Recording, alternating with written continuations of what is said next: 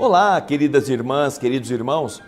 Começamos mais um programa, O Espírito da Letra, analisando a obra do Espírito André Luiz através da mediunidade de Francisco Cândido Xavier.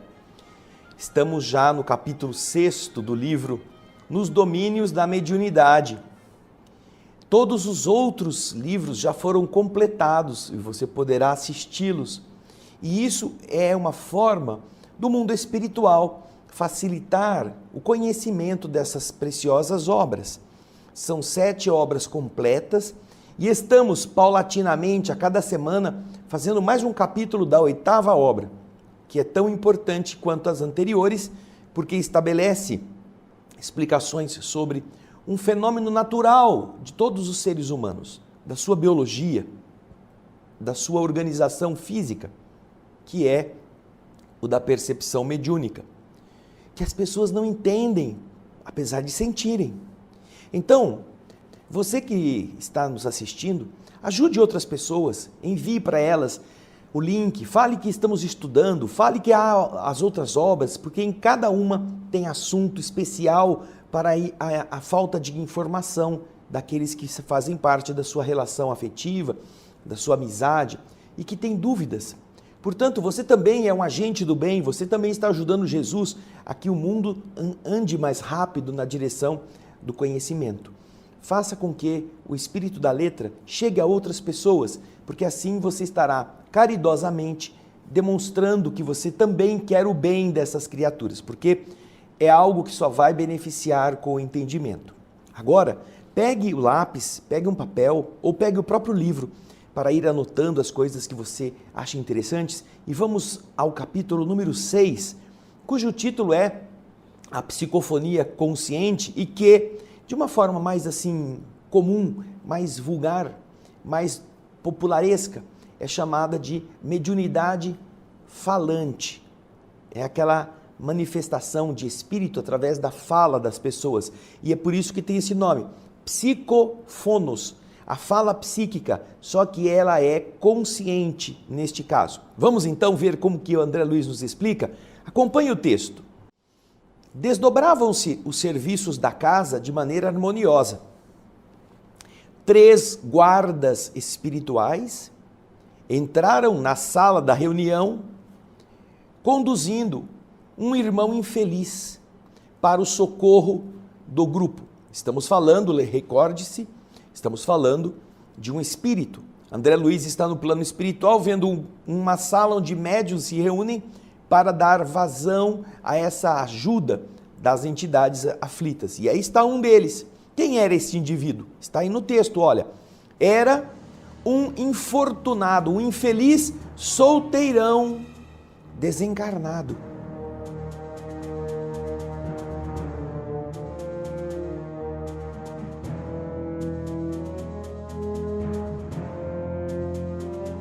Que não tinha consciência da sua própria situação.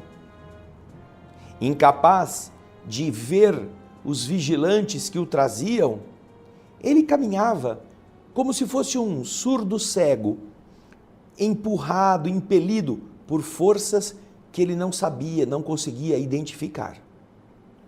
E então, o instrutor diz para André Hilário, é um desventurado obsessor, que eles acabaram de remover do ambiente aonde, desde muito tempo, ele se ajusta, disse Aulus, muito compadecido. E continua explicando. Ele desencarnou em plena vitalidade orgânica, ou seja, para aí, não estava doente, não estava enfermo, não foi um acidente, não estava desgastado. Ele morreu em plena vitalidade orgânica, ou seja, tinha força física, tinha equilíbrio biológico, mas ele morreu por quê? Vamos ao texto. Ele morreu nessa vitalidade depois de extenuar-se, de desgastar-se, de debilitar-se em festiva loucura. Letal intoxicação cadaverizou-lhe o corpo, quando não possuía o menor sinal de habilitação para conchegar-se, para aproximar-se das verdades do Espírito. Veja só, você já imaginou essas festas de arromba, esses encontros regados a bebida, droga, sexo? Você já imaginou quantas pessoas participam disso e às vezes desencarnam num choque de toxinas, de intoxicações, de excessos? Então, é o que aconteceu com este solteirão. Este homem que tinha uma vida folgada, estava solitário, estava vivendo, curtindo a vida, agora é apenas um fantasma.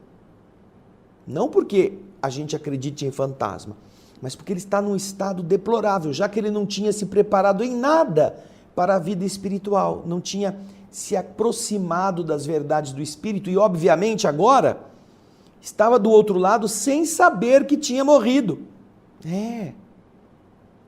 Vamos ver o que André Luiz continua explicando. E como quem já conhecia as particularidades da prestação de socorro, que certamente fora antecipadamente preparada, Aulus continuou explicando. Reparem, é alguém que se movimenta nas trevas de si mesmo, trazido a este ambiente sem saber o rumo tomado pelos próprios pés, como qualquer alienado mental em estado grave. Saindo do corpo físico, com o pensamento enovelado, envolvido, emaranhado, aquela paixão por nossa irmã, hoje torturada e enferma, que se sintonizou com ele a ponto de retê-lo junto dela com aflições e lágrimas, ele passou a vampirizar o corpo da moça. A perda do corpo físico, na deficiência espiritual em que se achava, deixou esse nosso amigo integralmente desarvorado, desorientado, como um náufrago dentro da noite. Entretanto, adaptando-se ao organismo da mulher amada que ele passou a obsidiar, nela encontrou um novo instrumento de sensação. Vendo por seus olhos, ouvindo por seus ouvidos, muitas vezes falando por sua boca e alimentando-se com os alimentos comuns que ela utilizava. Nessa simbiose, os dois vivem há quase 5 anos sucessivos. Imagina isso, você estando numa situação assim, você passando por um momento em que não sabe o que aconteceu com você, mas se sente atraído pela pessoa que você amou, que você ama, e a partir daí você está com ela e ela também sente sua falta, e então os dois se entrelaçam como se eles fossem um só. Esse é o processo da obsessão consentida por ambas as partes. Mas o que acontece? Tanto ele precisa dela, quanto ela se sente envolvida na vibração emocional do espírito. Porém, já se passaram 5 anos. O cara já morreu faz 5 anos. E que ele está acoplado àquela pessoa. Só que está acontecendo um problema. E é isso que nós vamos ver na sequência. Vamos lá. Agora, a moça, subnutrida e perturbada, acusa desequilíbrios orgânicos de grande proporção. Como ela solicitou a nossa ajuda assistencial, como ela, como mulher, alguém falou, vai no centro espírita, pede ajuda, você está fraca. Agora somos, então, levados a esse duplo socorro, diz Aulus, para que se cure ela das fobias que estão agora assaltando como reflexos da mente dele, que se vê apavorado diante das realidades do espírito, é necessário o afastamento destes fluidos que a envolvem, assim como aquela coluna abalada pelo abraço constringente de uma era, de uma planta trepadeira, de uma planta que vai se enraizando ao redor, reclama uma limpeza em favor do seu reajuste. Você, para tornar aquela coluna mais livre, poder pintá-la, poder repará-la, precisa arrancar todas as raízes que a estão subjugando. Então, é isso que eles vão ter que fazer agora. A moça estava passando tão mal. Por quê? Porque acompanhada pelo Espírito, que já há 5 anos a influenciava, ele também agora, sabendo que ele está alguma coisa estranha acontecendo e morrendo de medo de encontrar-se com a verdade da morte, agora essa fobia transferia-se para ela, que ficou agitada, ficou fraca, ficou corroída, vibratória e fisicamente. Então, alguém falou, vai no centro espírita, vai tomar uns passes, vai pedir ajuda. E quando a equipe espiritual veio até ela para analisar, percebeu que havia um entrelaçamento entre duas almas. Uma desencarnada, presa àquela que estava encarnada, que também gostava dessa companhia. E agora, para ajudar a moça que pediu, é preciso também ajudar o rapaz, retirando esse entrelaçamento da medida do possível. Então, o texto continua nos explicando. Nesse ínterim, nesse meio tempo, os condutores que trouxeram o rapaz obedecendo às determinações de Clementino, que era o responsável espiritual pelo trabalho, colocaram o sofredor ao lado da médium Dona Eugênia. O mentor Clementino aproximou-se dela e aplicou-lhe forças magnéticas sobre o córtex cerebral. Envolveu o cérebro dela com energias. Depois de projetar, de lançar vários feixes de raios luminosos sobre extensa região da fala, da glote. Você vai ver na sequência uma cena do Projeto Imagem que descreve isto. A aproximação do espírito, a influência de Clementino, aquilo que André Luiz vai descrever. O que acontece com a médium quando vai receber na psicofonia consciente uma entidade como essa.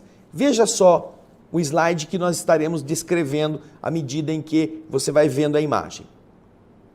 Aí você vê o espírito Clementino em pé, atrás da Dona Eugênia, que está de azul logo à frente, que você vê duplicada. Por quê? Porque o perispírito de Dona Eugênia se afastou um pouquinho do corpo físico. Você vê que os dois cérebros iguais estão ligados por uma linha de energia. E agora vamos ver o que André Luiz está explicando. Olha, notamos que Eugênia, a alma, afastou-se do corpo, mantendo-se junto dele a distância de alguns centímetros. Enquanto que, amparado pelos amigos que o assistiam, o visitante, o espírito, sentava-se rente, próximo, inclinando-se sobre o corpo de Dona Eugênia, ao qual ele se justapunha, à maneira de alguém que se debruça numa janela. Vendo isto, diz André, me lembrei das operações do mundo vegetal, em que uma planta se desenvolve às custas de outra, e compreendi que aquela associação poderia ser comparada a um sutil processo de enxertia, de inoculação de um no outro na área do psiquismo neuronal. Suspiros de alívio saíam do tórax mediúnico, que por instantes se mostrava algo agitado. André continua descrevendo.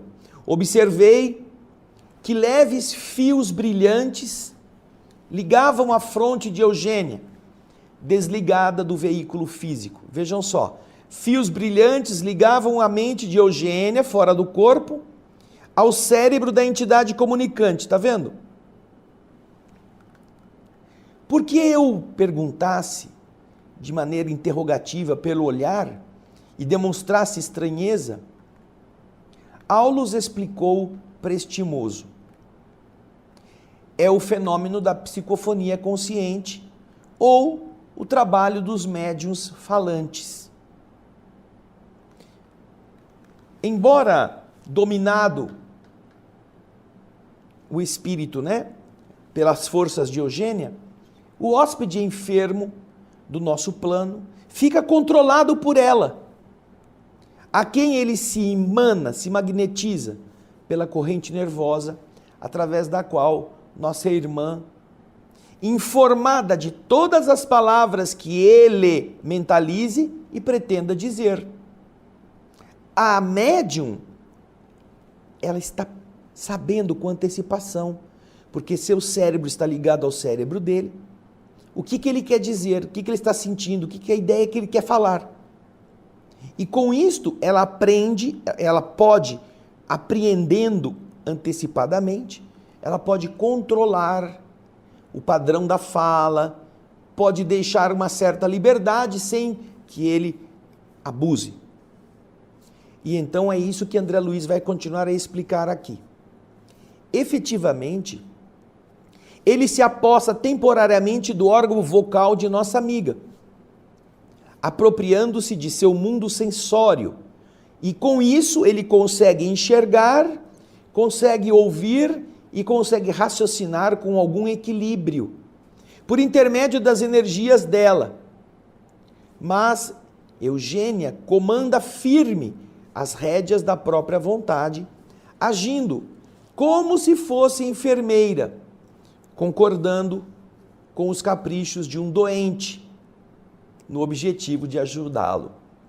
Esse capricho, porém, deve ser limitado, porque, consciente com antecipação de todas as intenções do companheiro infortunado, a quem ela empresta seu carro físico, nossa amiga reserva-se o direito de corrigi-lo em qualquer inconveniência.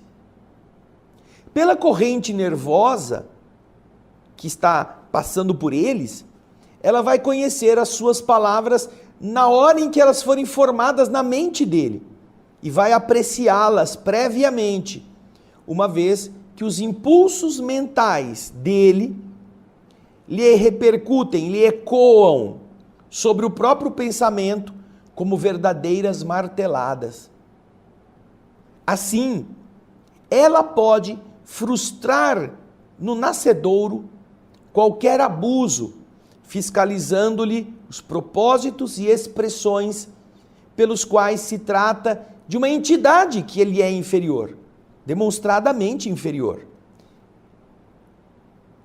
Uma vez que ele produz esse sofrimento, essa perturbação, e a cujo nível ela, que é a médium, não deve arremessar-se, se ela quiser ser útil. Ela não pode permitir que todas as expressões, todas as sensações, toda aquela coisa tome conta dela. Ela tem que ser firme. E é exatamente a explicação que continua a ser dada por André Luiz. O espírito em turvação, esse espírito perturbado, é um alienado mental requisitando auxílio. Nas sessões de caridade, como esta que presenciamos, o médium é o primeiro socorrista que o recebe. Mas, se esse socorrista cai no padrão vibratório do necessitado que lhe roga o serviço, existe pouca esperança no amparo eficiente. Imagina um enfermeiro que tem que cuidar de um doente e que, vendo a ferida aberta, purulenta, chegando até a raiz do osso, ele começa a passar mal. Ai, que nojo, eu não aguento, ai, eu vou desmaiar. Quer dizer, ele não vai servir para ser enfermeiro. E o indivíduo vai continuar com a ferida. Imagina então, quando é médico que tem medo de sangue, que não passa bem vendo um estado de putrefação de um membro. Então, não serve para isso. É a mesma coisa no caso do médium. E é isso que André Luiz está realçando, continuando no texto, a explicação. O médium, portanto, quando integrado nas responsabilidades que ele deseja demonstrar, que ele deseja assumir, tem o dever de colaborar na preservação da ordem e da respeitabilidade na obra de assistência aos desencarnados, deixando-lhes livre a manifestação, apenas até o ponto em que essa manifestação não se choque com a harmonia necessária ao conjunto e com a dignidade imprescindível do recinto. Veja que coisa responsável que é esse trabalho. Como são importantes as considerações que André Luiz nos está passando. Muitas pessoas não entendem nada da mediunidade e acham que receber espírito é deixar o espírito falar o que ele quer. Só que quando ele age assim, ele pode comprometer toda a harmonia do ambiente, uma vez que um espírito que venha com ódio e que queira xingar, que queira pegar uma cadeira e jogar, quebrar na parede, quebrar a garrafa, esse espírito vai criar um tumulto e todas as pessoas vão romper aquele liame vibratório onde o ambiente está construído. Por isso que é necessária a disciplina. E é isso que faz com que Hilário tenha perguntado ao instrutor o que você vê na sequência. Então, alegou Hilário, nesses trabalhos, o médium nunca se mantém a longa distância do corpo. Vocês viram que Eugênia estava um pouquinho fora, apenas, não foi longe. E o instrutor respondeu, sim, é verdade. Sempre que o esforço se refira a entidades em desajuste, o médium não deve ausentar-se muito. Com um demente em casa, o afastamento é perigoso.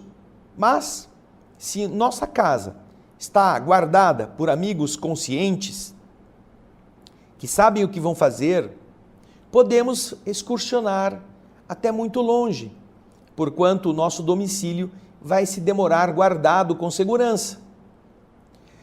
Na ajuda aos irmãos desequilibrados, a nossa presença é imperativo dos mais lógicos. E então olhou Eugênia, preocupada e vigilante, ao pé do enfermo. E este enfermo começava a falar pela boca da Eugênia. Ao olhar e ver esta cena, Aulus explicou: se for preciso, nossa amiga poderá retomar o próprio corpo num instante. Os dois se acham num consórcio momentâneo, em que o comunicante é a ação, mas no qual a médium personifica a vontade. Ele pode agir, mas quem tem vontade de possibilitar ou não é ela. Em todos os campos de trabalho, é natural que o superior seja responsável pela direção do inferior. Nessa altura da conversa, diz André, o espírito visitante passou a mão pela face num gesto de alívio e berrou, transformado: ai, estou vendo, eu vejo, mas por que encantamento me prendem aqui? Que algemas me afivelam a este móvel pesado? E acentuando a expressão de assombro, prosseguiu: qual é a finalidade desta reunião nesse silêncio de funeral? Quem me trouxe? Quem me trouxe? Vimos que Eugênia, a médium, fora do corpo denso, escutava todas as palavras que lhe fluíam da boca, transitoriamente ocupada pelo peregrino das sombras, arquivando-as de maneira automática no centro da sua memória. E olhando isso, Aulus explicou para os dois, André e Hilário: o sofredor, ao contato das forças nervosas da médium, revive os próprios sentidos e se deslumbra. Queixa-se das cadeias que o prendem, cadeias estas que em 50% são decorrência deste controle cauteloso que Eugênia faz sobre ele. Ele está contido. Portanto, dessa forma, o doente se porta como um enfermo controlado, como é necessário fazer. Aí o Hilário perguntou, mas e se a nossa irmã relaxasse na autoridade? Se ela não ficasse assim tão atenta? Aí Hilário lhe disse, não estaria em condições de lhe prestar benefícios concretos, porque então ela teria descido ao desvairamento do mendigo de luz que nos propomos a ajudar.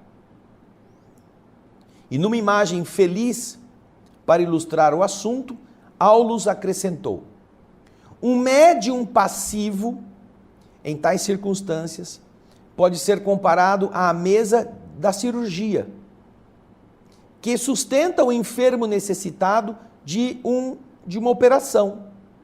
Se essa mesa especializada não possuísse firmeza e humildade, qualquer intervenção seria de todo impossível.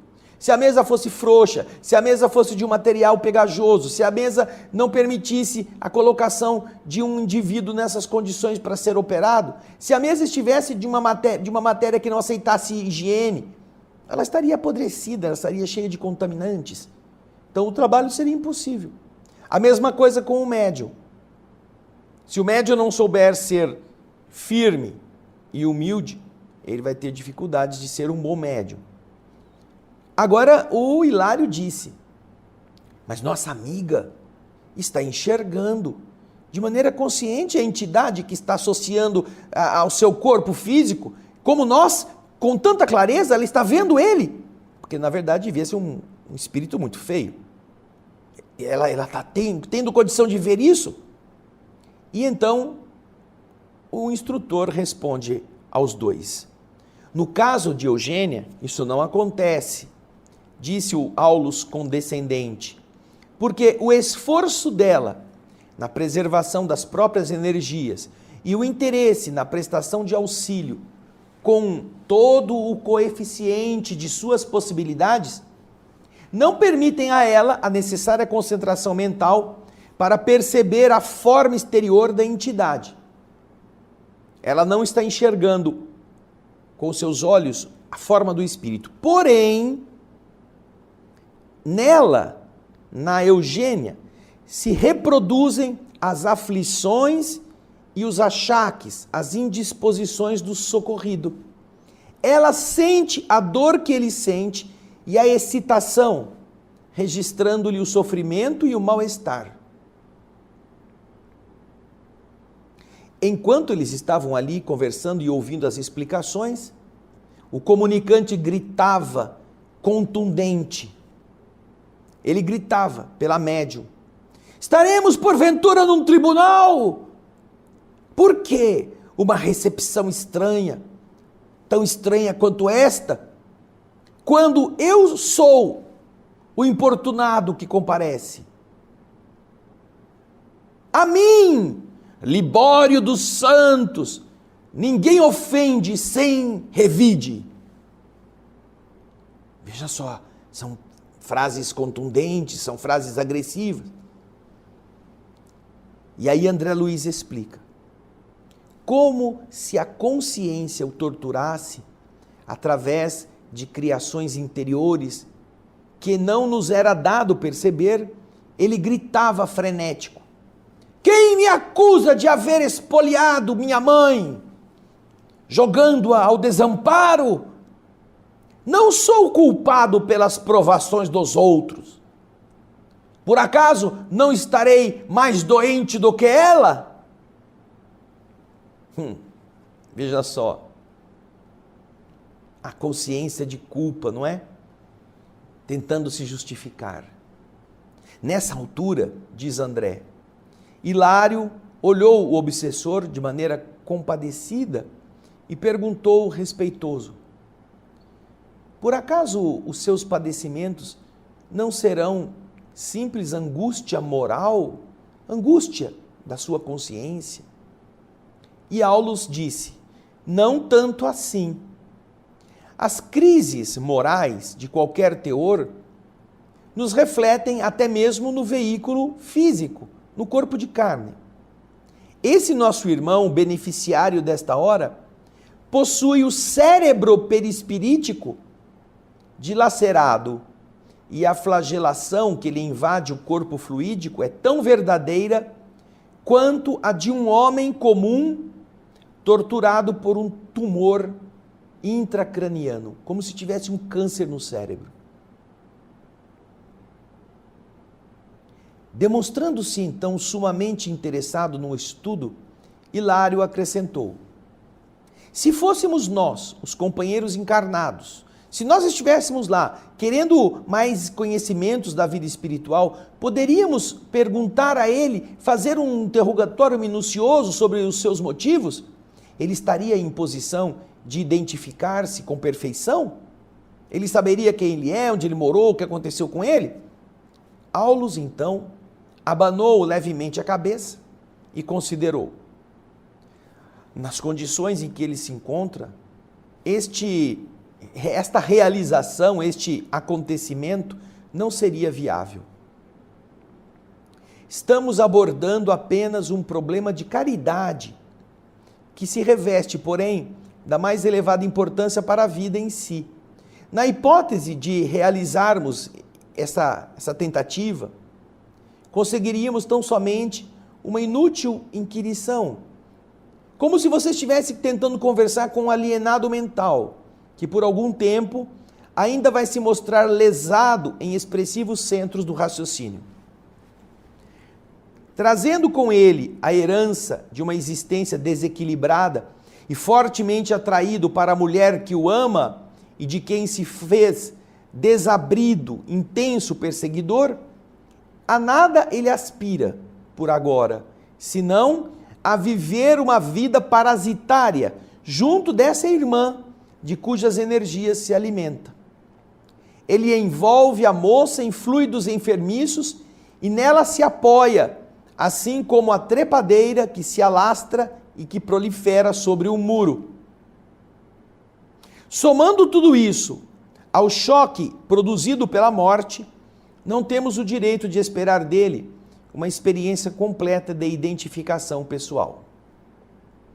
Enquanto estava acontecendo essa explicação, Libório prosseguia alucinado, falando através da médium. Quem vai aguentar uma situação dessa? Alguém me hipnotiza? Quem me fiscaliza o pensamento? Por acaso vale a pena me dar a visão amarrando-me os braços? E olhando esse homem infeliz com simpatia fraterna, o assistente nos informou: ele se queixa do controle a que ele está submetido pela vontade cuidadosa de Eugênia. Ruminando as indagações que vinham na nossa mente, Hilário diz ao instrutor: esta médium, consciente como se encontra, e ouvindo as frases do comunicante que utiliza sua boca, assim vigiado por ela, é possível que ela, Dona Eugênia, seja visitada por grandes dúvidas? Não poderá ser induzida a pensar que as palavras que ela está proferindo pertençam a ela própria? Não vai sofrer vacilações? E o assistente concordou, dizendo: isso é possível, Hilário. Ela pode pensar que tudo é da cabeça dela. No entanto, nossa irmã está habilitada a perceber que as comoções e as palavras desta hora não lhe dizem respeito. Ela não usa esse vocabulário, esse tom de voz, não é da sua personalidade, não é do seu caráter. A sua sensação física demonstra que está uma entidade que não é ela, porque ela não está com dor, não tem motivo para sentir essas coisas. Ela sabe que isso não é dela. Aí, Hilário insiste: mas e se a dúvida, mesmo assim, a invadisse? E se ela ficasse assim: ai, eu não sei, não posso confiar muito em mim mesmo? Então, o que diz o instrutor Aulus? Então, Eugênia emitiria da própria mente uma positiva recusa, expulsando o comunicante e anulando preciosa oportunidade de serviço. A dúvida, neste caso, seria a congelante faixa de forças negativas. E assim, eles perceberam que era preciso parar de conversar, porque Raul Silva, o encarnado responsável pela reunião, iniciaria a conversação com o espírito. E então o orientador amigo convidou-nos a melhor observar, escutando o diálogo entre eles. E aqui termina o capítulo 6, a psicofonia consciente, o médium falante. E logo no próximo nós vamos ver este socorro espiritual acontecendo. Mas olha aqui, você deve ter ficado muito surpreso com tudo que você ouviu, não é mesmo? Porque é muito interessante, isso é muito comum, mesmo quando não vá para a casa espírita, isso é comum acontecer. Diariamente nós encontramos pessoas mais ou menos perturbadas por entidades com as quais se sintonizam. E quando você compreende isso, você entende por que Jesus dizia que era importante orar e vigiar.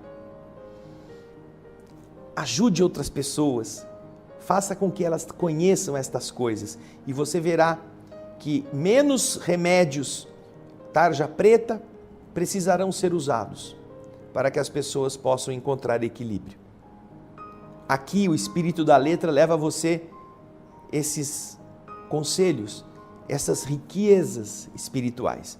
Agora está na sua mão. Obrigado pela sua audiência, pelo seu carinho, pela sua presença constante. Ajude-nos a difundir mais estas verdades para salvar mais gente da alienação, da ignorância, porque esse é o verdadeiro mal. Muito obrigado pela sua audiência. Até o próximo Espírito da Letra e muita paz.